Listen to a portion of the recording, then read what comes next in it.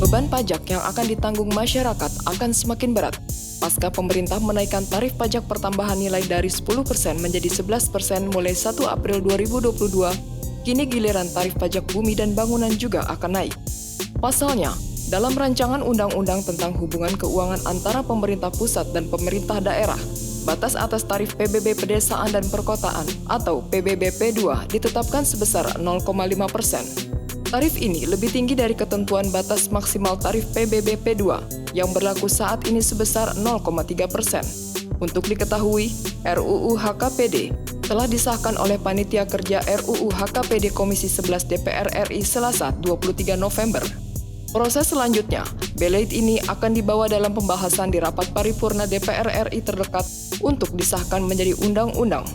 Dirjen Perimbangan Keuangan Kementerian Keuangan, Astera Primanto Bakti menjelaskan, memang betul pemerintah mengusulkan tarif maksimal PBBP 2 menjadi 0,5%. Namun demikian, Prima menyebut dalam RUU HKPD juga diatur adanya rentang nilai jual kena pajak sebesar 20% sampai dengan 100% dari nilai jual objek pajak. Sehingga tarif maksimal baru PBBP 2 nantinya akan bersifat fleksibel saat pemerintah daerah mengimplementasikan aturan ini. Jadi dampaknya bisa fleksibel buat daerah dalam menentukan area maupun kelas bangunannya, adanya variasi dan diversifikasi dari objeknya, baik peruntukan, kualitas bangunan, fasilitas bangunan, dan lain-lain. Kata Prima kepada kontan.co.id Rabu 24 November. Prima menegaskan, pada akhirnya kenaikan tarif PBBP 2 belum tentu langsung meningkatkan kewajiban besaran pajak yang mesti disetor masyarakat.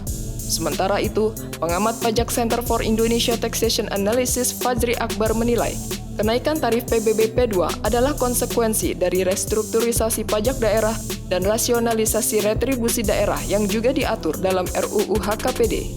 Adapun RUU HKPD telah menurunkan jenis pajak daerah dari 16 jenis menjadi 14 jenis, sementara retribusi daerah dipangkas dari 32 jenis menjadi 18 jenis. Oleh karenanya, Fajri mengatakan klausul PBBP 2 memberikan ruang bagi Pemda agar lebih luas dalam penentuan tarif. Hanya ia menilai dengan adanya pengurangan retribusi dan pajak daerah akan ada potensi penerimaan daerah yang hilang. Tujuan dari RUU HKPD ini adalah untuk mengurangi cost of compliance, jadi pungutannya dirasionalisasi tapi ruang tarifnya diperbesar, kata Fajri. Meski demikian, Menteri Keuangan Sri Mulyani Indrawati menghitung, walaupun nantinya jumlah retribusi dan pajak daerah lebih sedikit, penerimaan Pemda tidak akan tergerus. Dengan Undang-Undang HKPD, bisa meningkatkan pendapatan asli daerah pemerintah, terutama kabupaten atau kota.